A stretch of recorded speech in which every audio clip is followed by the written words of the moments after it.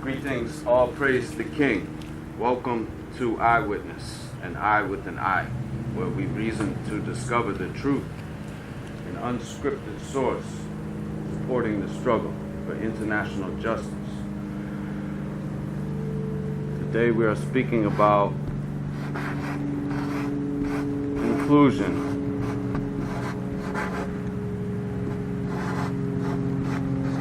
Or exclusion, which is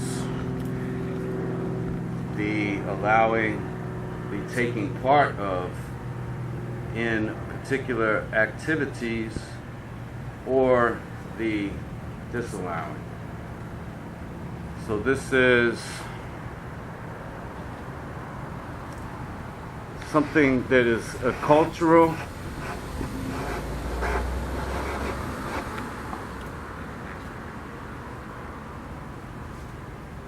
not a phenomenon. It's been going on for quite some time, but it is a happening that is within our social world.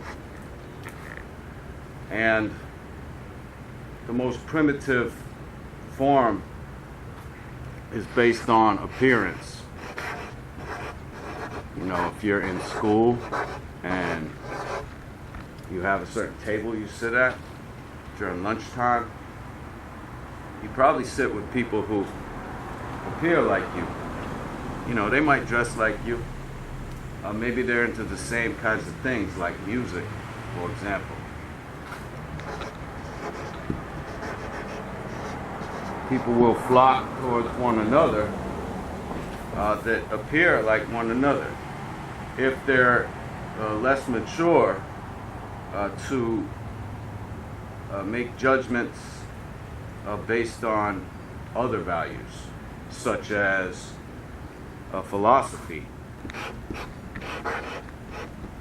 You know, when we begin to mature, we start to see that although somebody looks a certain way, that might not be representative of who that person is.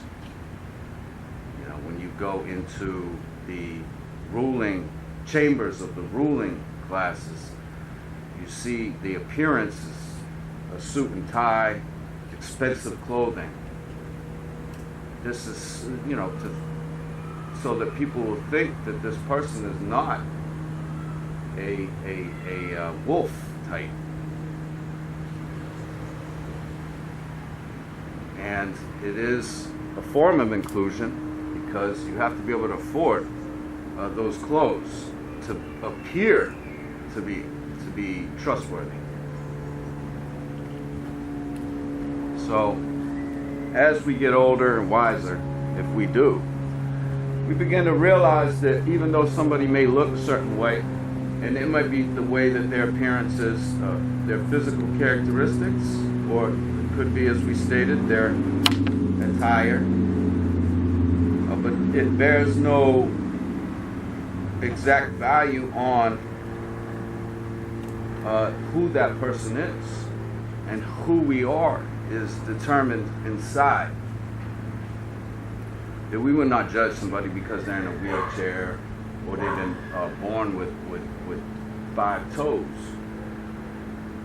6 toes, to be able to determine whether this person is a good person or not. So it matters how we think. Now, we're also put through a process, education. And in the professional world, licensing. People are trained, put through a particular curriculum to acquire a license to practice a particular area of occupation. This is a form of exclusion. You won't be practicing out in the open. Let's say if you decide to go into the medical field or something to be a doctor, maybe you have all the skills. You know, you might have been trained in Cuba or something, and you come over here and you can save people money. And you're not going to, you know, try to incentivize your practice around the pharmaceuticals, but yet, you know, you're really looking to improve people's lives. You won't get the license. Education, we know there's public and private schools. Private schools you pay for, it's going to exclude most people. Can't afford it. The private education is generally better because there's less staff per student, and it also is more readily admissible into some of the higher league secondary or post-secondary schools.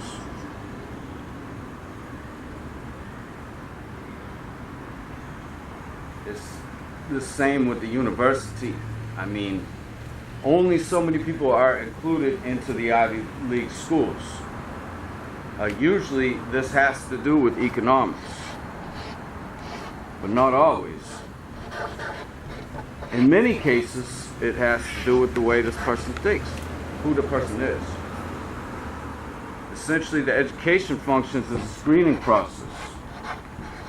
So they'll determine what students are more receptible to their way of thinking. And this is, of course, the world classes. Once they determine this person is on board, then they let them through. Now, economics plays a huge factor in shaping the world socially and culturally by excluding people. The other major factor is language. You know, language has always been used, at least in our world, the English, and I would assume that most of the colonial languages, example Spanish, functions the same way. Where originally, you know, people were not that rehearsed in language, so just knowing a word that others don't know will give you an advantage. You know, as time goes on, people begin to know more and more words. So this concept right here changes. It becomes computerized, and it's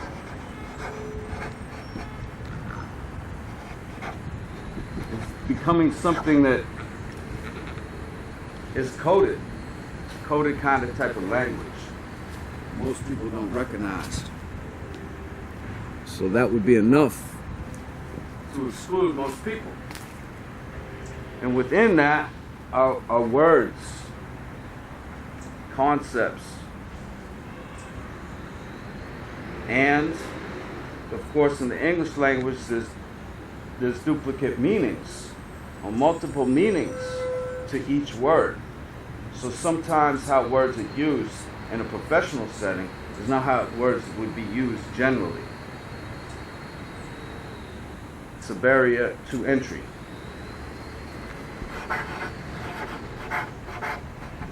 For example, if you are accused of something that you didn't do, and you know that one of those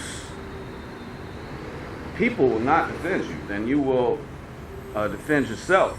But you will find that depends on whether you are able to navigate the particular language within the courtroom, because they have specific words that trigger response.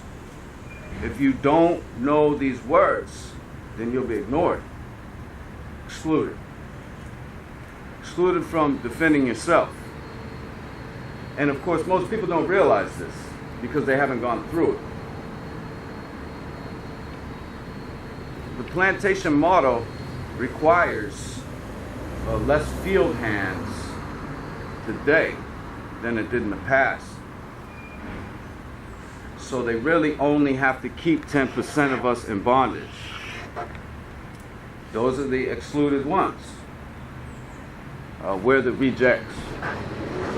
But we're not rejects like you would think. You know, these persons, they're not cool enough to sit at the table. We're rejected because of the way that we think. And because we see what's going on.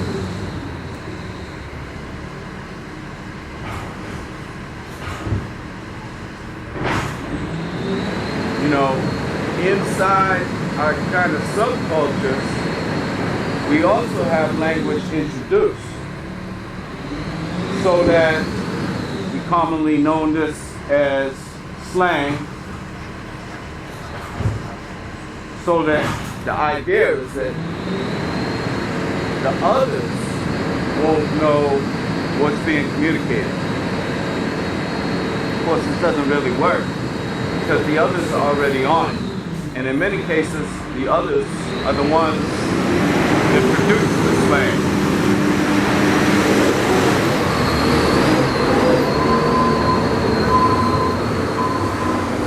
When we're dealing with this, we keep in mind that the basis for the language is the English philosophy. Yeah. Because the language will be built on the philosophy. Perhaps you're a hunter-gatherer tribe. You know, you'll form your language around the lifestyle that you have.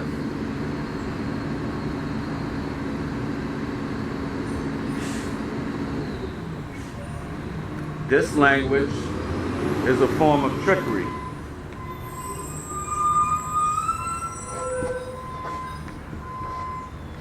And its purpose is to exclude.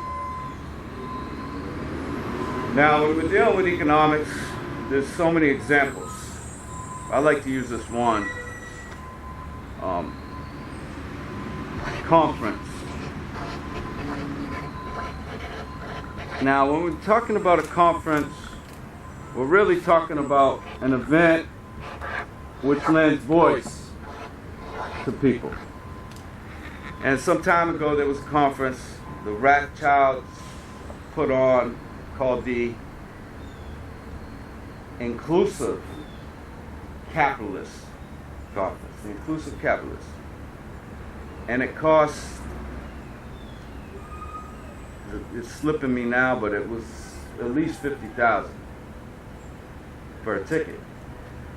So if you like to be included with the capitalists, you got to pay. You got to pay. And if you don't have that 50 grand, and it could have been more than that, you're out. You're not in. Now let's say you got it. Let's say you got the 50 grand. You call them up. You say, I'm trying to be in. I'm trying to be in. I'm a reporter. They ain't gonna let you in. You see, because they're gonna have a reason. They're gonna say that the seats are full. Tickets are sold out. Again, they're going to exclude your voice. They're going to exclude your report.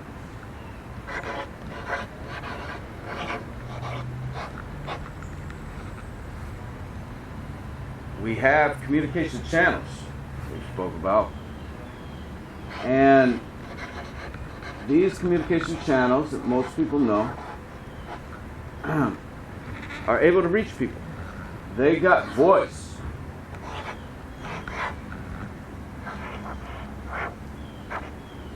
They got voice, and they got it through their device, smart device. And people are scrolling through it, and they're seeing the feeds. And this is what's affecting people.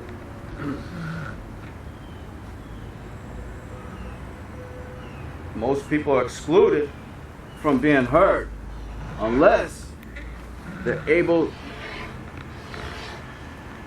pay for the service.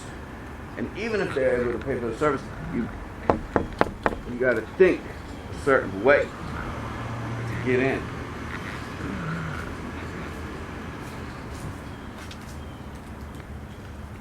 So most people don't realize what's happening around us. They just don't get it. They only know what they see, and they're only shown what some people would like them to see.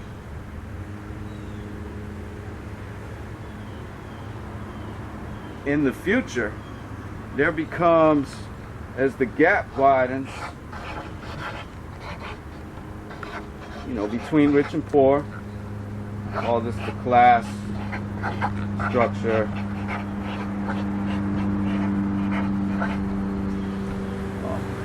Certain people are able to do things that most everybody else can't.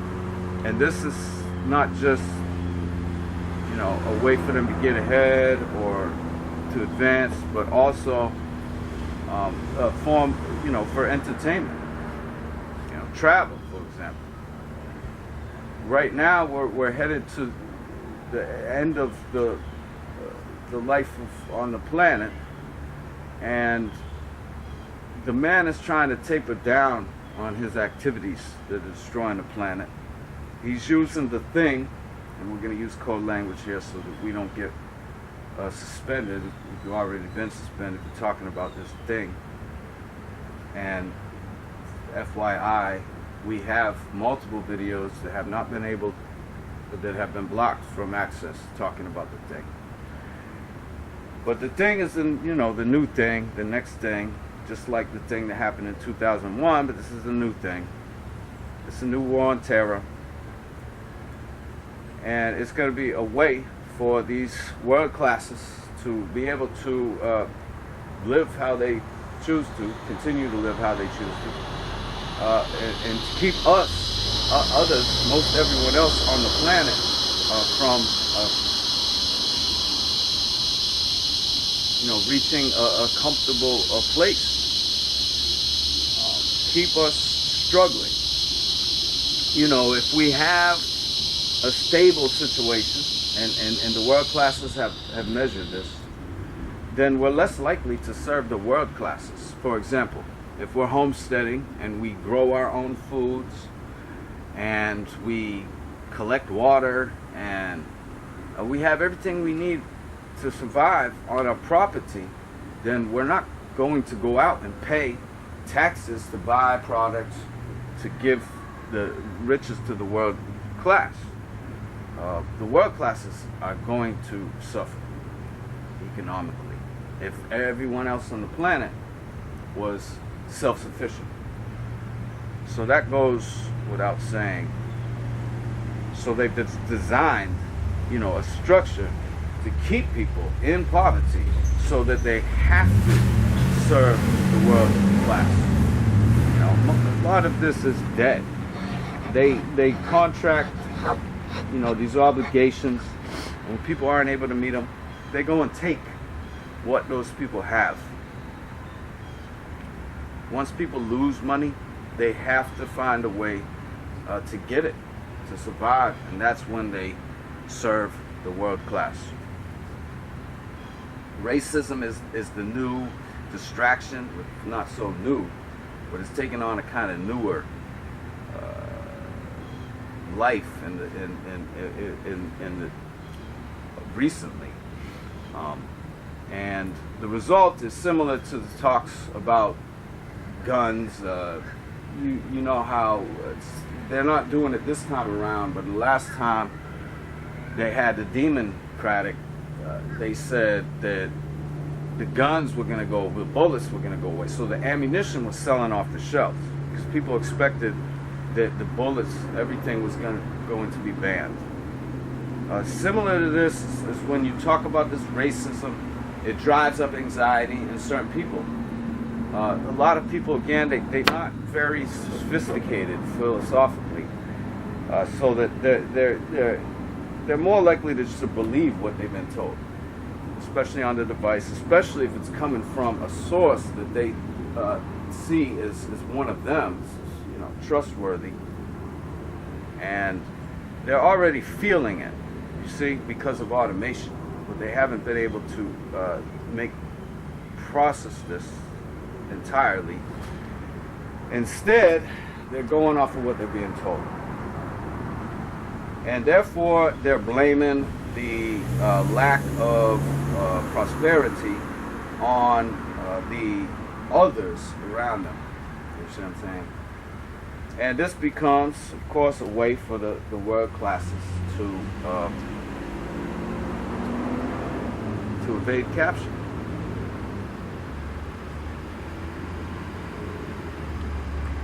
And the class struggle has been going on longer than the race struggle.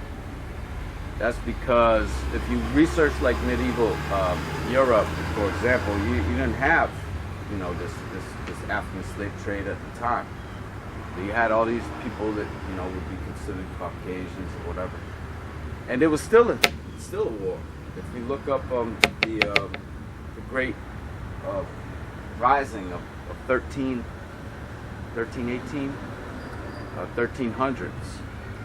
you know, these people were executing the ruling classes. They were going about and finding the judges and lawyers, and they were executing them because they knew that this amounted to corruption, and that these peasant types were at the bottom. And so it was apparent to them that they had enemies at the top, and they went to war.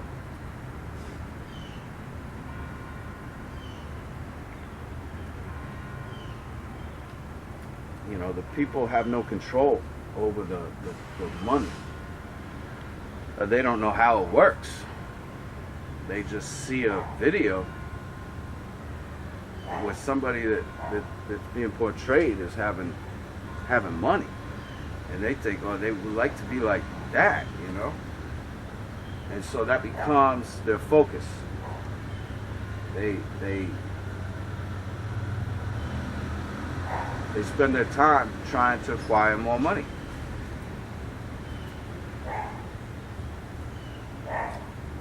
And you'll always have the world classes at the top that are printing the money.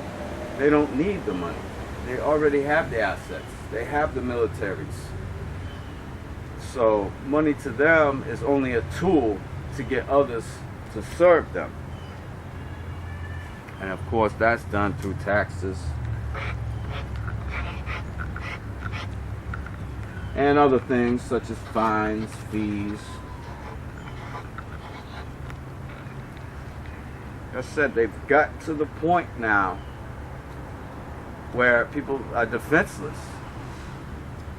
You know, if you're on the street and you're trying to survive and the police come up and they whack you over the head, now you got a broken skull, you're bleeding on the floor. You really think that you're going to collect some money? There's nobody's going to look out for you because they're all in on it. All they got to do is bring a few police and say, yeah, this person was lunging at us, so they took up a defensive pose. And boom, that gives them authority to whack you out. This is the world we live in. Some of us are in on it. Most of us aren't.